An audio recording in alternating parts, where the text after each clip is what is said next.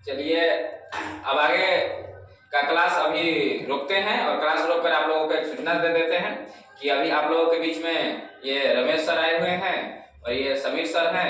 इनके बारे में आप लोगों को बताते हैं कि रमेश सर जो हैं बैठे हुए हैं, ये TRE 3 के तहत BPSC में सिलेक्टेड हैं और बेतिया में पोस्टेड है ना सर? बेतिया में पोस्टेड है और इनका भी जर्नी आपको बताएंगे कि इन्होंने किस तरह से अध्ययन किया और इनकी सफलता TRE 3 में अंततोगत्वा मिली है। तो ये अपना हम चाहेंगे कि आप सबों को, होली है, होली को ध्यान में रखते हुए कम समय में बच्चों को थोड़ा सा सर बताइए कि क्या मतलब कि सर मेहनत करें, क्योंकि कभी कभी क्या होता है कि बच्चा का एक कोई एग्जाम रिजल्ट नहीं होता है तो डिमोटिवेट हो जाते हैं और डिमोटिवेट होकर पढ़ाई से थोड़ा सा दूरी बना लेते हैं। ऐसे करते करते करते करते वो पूरा दूर चले जाते हैं और थोड़ा सा वो मतलब कि टूट जाते हैं। तो थोड़ा सा हम चाहेंगे कि बच्चों सबको बताइए कि आपके सिलेक्शन हो कि ये लोग प्रेरणा लेकर आगे बढ़े और निरंतर एग्जाम में अपना बेहतर से बेहतर करें, क्योंकि फिलहाल में बहुत सारी बहालियां आने वाली है और 2025 जो है रोजगार का वर्ष है बिहार सरकार के लिए। चुनावी वर्ष है तो रोजगार का वर्ष है, इसमें क्या योगदान रहना चाहिए, बच्चे किस तरह से अपना रणनीति बनाए कि बेहतर से बेहतर और कम समय में सटीक से सटीक सफलता हासिल प्रयास करें। चलिए ये सर हैं, बेतिया में सिलेक्टेड हैं और TRE 3 के तहत सिलेक्टेड है, 9 to 10th में टीचर है सर।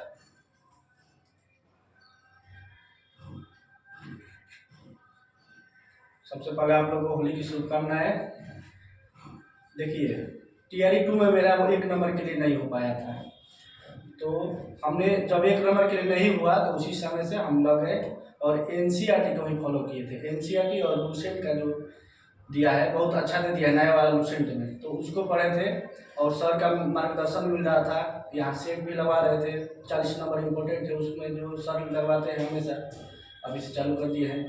और जो है NCERT हो गया। अब NCERT पढ़ने का मतलब ये नहीं NCERT एक बार पढ़ लिए हो गया, उसको बार बार रिवीजन करना होता है, उसके बाद ही कुछ हो पाएगा, क्योंकि TRE के एग्जाम में हूबहू NCERT से ही आ रहा है। और जो है और 40 नंबर के लिए जो है अपना तो सब्जेक्ट हो ही गया, क्योंकि मेरा SST था तो SST के लिए NCERT फॉलो किया जाता है।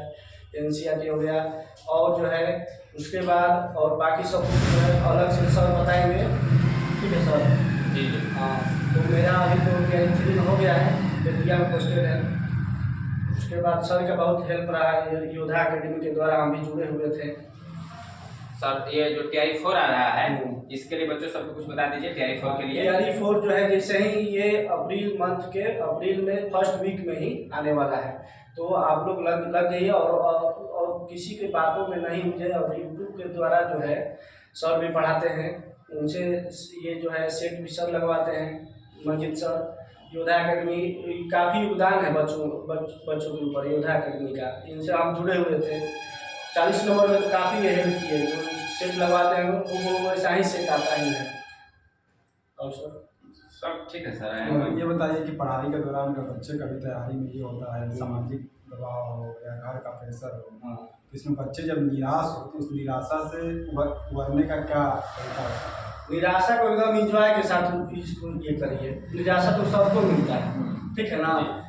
ये नहीं है कि जैसे जैसे जैसे एज खत्म होता है तो अंदर से भी ये फीलिंग होता है कि ये नहीं हुआ, इसमें एग्जाम में ये नहीं रिजल्ट हुआ, तो इसको अपने आप को ही झेलना पड़ेगा, दूसरों से शेयर नहीं करना, अपने आप को झेलना पड़ेगा, अपने आप को उसको एंजॉय के साथ पढ़ना पड़ेगा। क्योंकि इनिशियल पीरियड में क्या होता है कि बाकी बच्चों का या आपके क्लासमेट का भी हो जाता है, जो आप लास्ट तक रह जाते हैं 1-2 नंबर के लिए, तो 1-2 नंबर के लिए जो रहता है उसका तो होना फिक्स है और बस उसमें लगे रहना है।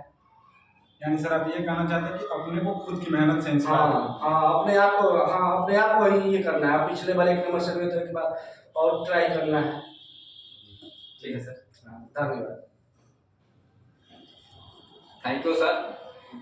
सर जैसे कि आप लोग जानते हैं कि TRE 2 भी जो आया था उसमें सर दिए थे और सर का नहीं हो पाया, 1 नंबर से छूट गया था, तो सर बहुत ही निराश चल रहे थे और बहुत ही मायूस थे, ठीक है ना?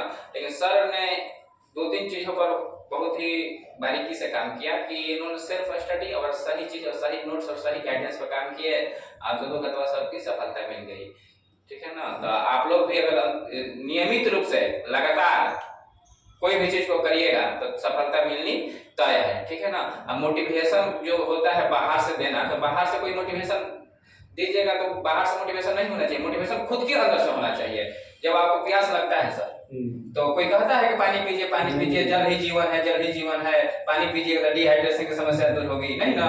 जब प्यास लगता है तो ऑटोमेटिक एकदम पानी हम सब खोज लेते हैं और पीते हैं, प्यास बुझाते हैं। उसी तरह से एक छात्र से जब तक नहीं आएगा तब तक वो सफल कुछ नहीं हो पाएगा। एक छात्रों का मोटिवेशन प्यास होनी चाहिए जॉब। ऐसे तो मतलब नौकरी लाइफ नहीं है, लेकिन पार्ट ऑफ लाइफ, ठीक है ना, जॉब जरूरी है, ठीक है सर। तो इस अभी रमेश सर से आपके परिचय कराए हुए किए और ये इनसे परिचय करवाते हैं, ये सर समीर सर हैं, ठीक है। और समीर सर जो अभी दिल्ली यूनिवर्सिटी से लॉ कर रहे हैं, और सर जो नेट जीआरएफ की परीक्षा होती है ऑल ओवर इंडिया में, उसमें सर नेट जीआरएफ में ऑल ओवर इंडिया में सर का दूसरा रैंक था सर ना, सर का दूसरा रैंक, सेकंड रैंक था पूरे ऑल ओवर इंडिया में, पूरे भारत के जो बच्चे बैठे थे उसमें नेट जीआरएफ दिए थे, तो सर का दूसरा रैंक है। और सर को सरकार की तरफ से, भारत सरकार की तरफ से सर कितना पैसा मिलता है सर? फेलोशिप हम लोग को मिलता है 37,000। हाँ, तो फेलोशिप पीएचडी कर रहे हैं सर अभी। तो जो नेट जीआरएफ में दूसरा रैंक लाए थे, तो भारत सरकार की तरफ से इनको 37 यानी मान के चलिए 40,000 रुपया सरकार देती है पढ़ने के लिए। और कब तक देगी सर? 5 साल तक देगी, ठीक है ना। बिहार पुलिस अपना सर अभी पैसा कमा रहे हैं और पढ़ रहे हैं, ठीक है ना, इलाज ध्यान रखना है। वर्तमान में स्टडी ही सर का जारी है, पीएचडी कर रहे हैं और फेलोशिप भी मिलता है। एक कोई मामूली बात नहीं है कि ऑल ओवर बिहार में दूसरा रैंक लाना कोई मामूली बात नहीं है। तो आगे की जर्नी और आप सबों के बारे में बेहतर से बेहतर करने के लिए और बात है, लगातार 2 बार दूसरा रैंक लाए, लगातार 2 बार लाए, हाँ 2 बार लाए सर, ठीक है ना। लगातार आप लोग को 2 बार, तो 1 बार लाता है बहुत इतराता है, जबकि सर ये 2 बार लाए हुए हैं, लगातार 2 बार फेलोशिप लाए हुए हैं, दूसरा रैंक लाए हुए हैं। अभी पहले सर बीएचयू में पढ़ते थे, अभी चले गए हैं दिल्ली यूनिवर्सिटी में लॉ कर रहे हैं। तो सर वकील भी हैं, वकील के साथ साथ कुछ बातों को सर गहनता से और थोड़ा बच्चों सबको बताइए कि बेहतर से बेहतर करें। होली का माहौल चल रहा है, बच्चा सब होली में उलझा हुआ है, लेकिन उलझते हुए इन लोगों को सुलझाना है, ठीक ना। तो कुछ बेहतर बताइए सब बच्चों सबको।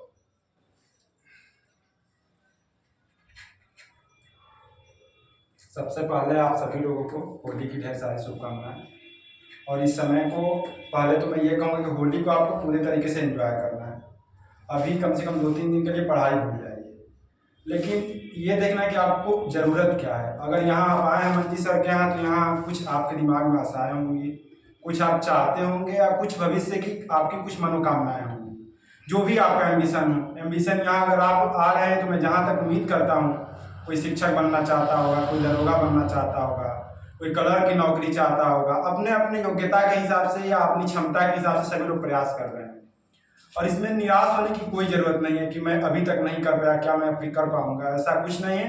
आप जिस दिन पढ़ेंगे, जिस दिन से मेहनत करेंगे, उसके कुछ दिनों के बाद आप जो चाहेंगे वो कर लेंगे। तो ये कभी आपके दिमाग में गिल्ट नहीं होना चाहिए कि हम कभी पढ़े ही नहीं थे या क्या हम कर पाएंगे। आप अगर चाहेंगे तो कर लेंगे।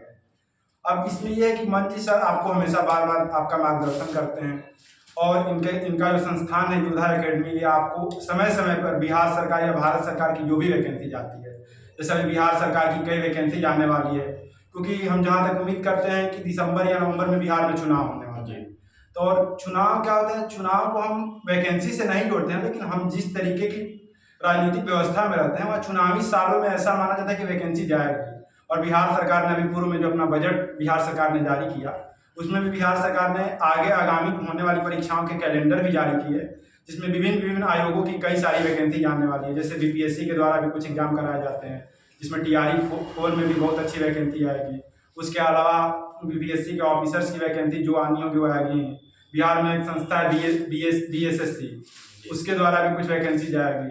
और बिहार पुलिस हुआ, बिहार दरोगा हुआ, इन सारी एग्जाम, सारी परीक्षाओं की तैयारी तो सर कराते हैं, लेकिन आपको क्या करना है पहले आप डिसाइड करिए। और डिसाइड करना है क्या मतलब कि इसके मतलब ये नहीं कि आप किसी एक चीज़ को, सेम नेचर के एग्जाम, जैसे बिहार पुलिस है, बिहार दरोगा है, तो सेम नेचर के एग्जाम है। क्या सर, मतलब मैं सिलेबस के बारे में ज़्यादा मुझे नहीं पता है, तो सेम नेचर के एग्जाम को आप टारगेट कर सकते हैं, लेकिन ऐसा भी नहीं कि आप 2 ऐसे एग्जाम को टारगेट कर रहे हैं जिनके सिलेबस अलग है, तो ये थोड़ा कठिनाई उत्पन्न कर सकते हैं।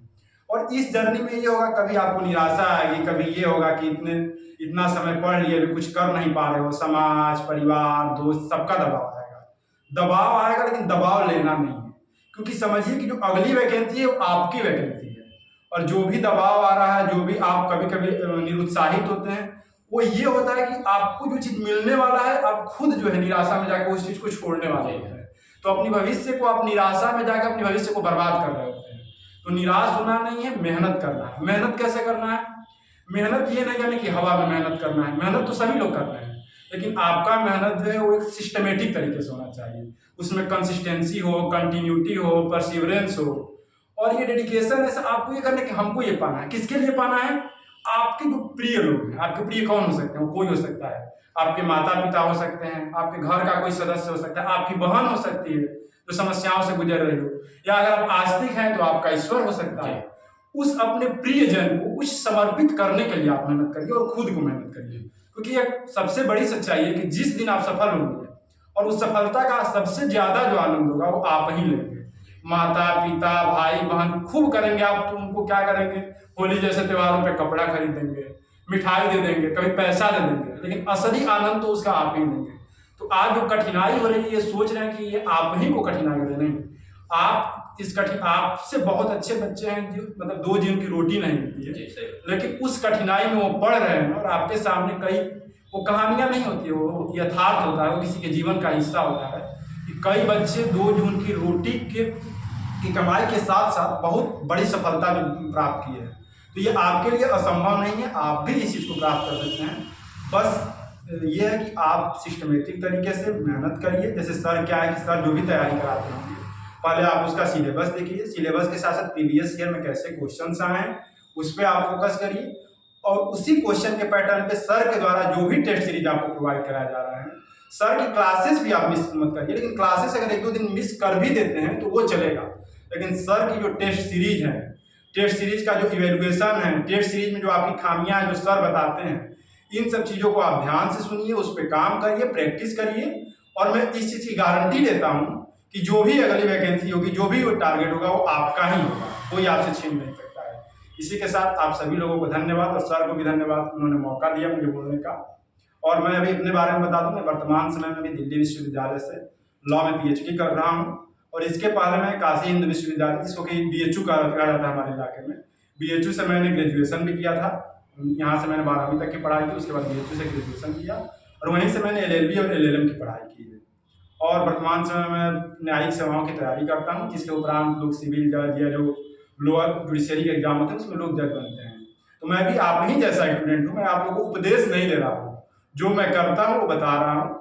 और कंटिन्यूटी बनाए रखेंगे तो जो आप चाहते हैं वो प्राप्त कर लेंगे। बहुत आसान है, पढ़ाई एक ऐसा तरीका है कि वैध तरीके से आप बहुत बड़ी से बड़ी चीज़ पा सकते हैं। इसके अलावा से जितने भी तरीके हैं वो गलत तरीके हैं और बहुत लंबे समय तक नहीं रहते हैं। हो सकता है कुछ दिन तक आप लाइट में रहें, वायरल हो जाए, लेकिन पढ़ाई से जब आप अच्छा प्राप्त करेंगे तो एक लंबे समय तक आपकी जिंदगी ही नहीं, वो आपकी पीढ़ी को बदल देती है। तो इस बात को ध्यान में रख के आपकी 1 महीने, 1 वर्ष और 2 वर्ष की तपस्या आपकी पीढ़ी को बदलने जा रही है। इसको आप जैसे ध्यान में रखेंगे, आपको मेहनत करने से कोई नहीं हटा सकता है। जितनी समस्याएं हैं अभी, आज तो वर्तमान समय में जो समस्या है उसमें एक समस्या डिजिटल डिस्ट्रैक्शंस का है। हो सकता है आप लोग भी सर की क्लास कर रहे हो और हो सकता है मोबाइल में कुछ चला रहे हैं, तो सर की क्लास जब कर रहे हैं क्लास ही करिए। ये मैंने कहा मोबाइल मत चलाइए, उसकी कई सारी जरूरतें हैं। आज के समय की पढ़ाई मोबाइल के बिना संभव ही नहीं है, लेकिन उस पर वही चला उसका सदुपयोग उसी कार्य में करिए जो अभी आपके लिए हित में है। एक बार आप सफल हो जाएंगे तो आपके माँ बाप, आपके सर भी पूछने नहीं जाएंगे कि मोबाइल पे क्या देख रहे हो। इसलिए अभी पढ़ाई की चीज़ों पे आप ज़्यादा फोकस करिए। थोड़ा बहुत कभी कभार जिसमें आपकी रुचि है, गानों में, अन्य चीज़ों में इंजॉय करिए। पढ़ाई का मतलब ये भी नहीं होता एकदम गंभीर रूप से बैठे हुए हैं, इंजॉय करिए, लेकिन आप समझिए कि अभी प्राइमरी फोकस में रहता है।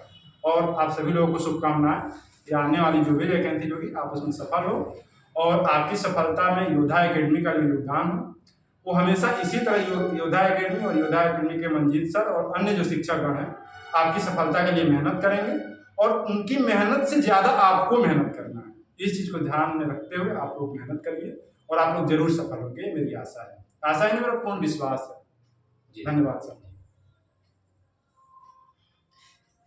चलिए सर, अभी आप लोग के बीच में आए हुए हैं, सर का बहुत बहुत हम धन्यवाद देते हैं। और सर अपना जो कीमती समय निकाल कर आए हुए हैं और आप लोगों को जो भी बातें प्रेरणा तक बताए हैं, हम चाहेंगे कि आप सब लोग उस पर अमल करेंगे और उस पर निरंतर काम करेंगे, तब जाकर सफलता मिलना तय है। आज नहीं तो कल मिलना तय है। और आप एक बात और ध्यान दीजिएगा, जिस तरह से आयत का सर क्षेत्रफल, लंबाई गुणे चौड़ाई कहीं बदलता नहीं है। हर टीचर, हर संस्थान, हर कहीं पढ़ाया जाता है। उसी तरह से हमको ये लगता है कि कुछ लोग होते हैं जिनका अगल बगल के कुछ वातावरण होता है, जो परिवेश में रहने वाले लोग होते हैं, वो हमेशा उसको टर्चर करते रहे, कब चाहेंगे कि असफल रहे।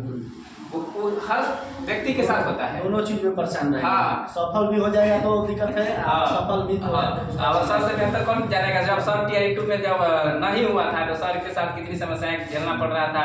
आज जब सफल हो गए हैं सर, तो वही व्यक्ति आज आकर कहता है कि सर बहुत मेहनत करते थे। आज जब सफल नहीं हुए थे तो वही व्यक्ति कहता था कि पढ़ते नहीं है। ठीक है ना। तो वही लोग हैं। आप जब आप सफल हो जाएगा तो आपके प्रति धारणा बदल जाएगी, जब आप असफल हो रहिएगा तो वही व्यक्ति का धारणा आपके प्रति दूसरा अलग हो जाएगी। ठीक है ना। इस सबको इग्नोर करते हुए अपने काम पर निरंतर लगे रहना है और मेहनत करते रहना है।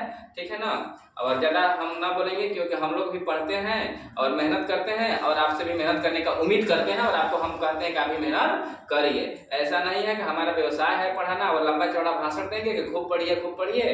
नहीं, पहले अनुसरण करते हैं, पहले खुद हम लोग पढ़ते हैं, तब आपको हम पढ़ाने का प्रयास, बताने का प्रयास, सिखाने का प्रयास हम लोग करते हैं। ठीक है ना। कोचिंग एक व्यवसाय के माध्यम से हम लोग खोलने का उद्देश्य नहीं है। ठीक, चलिए। तो सर आए हुए हैं, सर सभी को सब बहुत बहुत हम धन्यवाद देते हैं, और आप सभी को भी होली की बहुत सारी शुभकामनाएं देते हैं और बधाई देते हैं।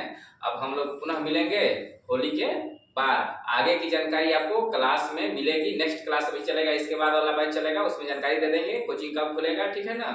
और नया बैच भी आने वाला है इंडियन ज्योग्राफी का, उसकी भी जानकारी हम अगले बैच में देंगे कि कब से शुरू होगा। इंडियन ज्योग्राफी हर हाल में आप सभी को पढ़ना है। ठीक है ना। नया बैच आ रहा है इंडियन ज्योग्राफी का बाद, कि जो कि होली के बाद आएगा। ठीक है। बायोलॉजी का बैच शुरू हो गया है 10 से 11 वाला में। ठीक है। तो आप सभी लोग बैच ज्वाइन कर लीजिए, और जो भी है क्विक रिविजन में लगे रहिए और निरंतर आप लोग पढ़ते रहिए। ठीक ना। चलिए, आप सभी को बहुत बहुत धन्यवाद, सर को भी बहुत बहुत धन्यवाद। और मेरी तरफ से आप सभी लोगों को होली की शुभकामनाएं और भविष्य की भी अग्रिम शुभकामनाएं, और सर को भी धन्यवाद, सर ने मौका दिया जी, इसलिए सर बहुत बहुत धन्यवाद सर।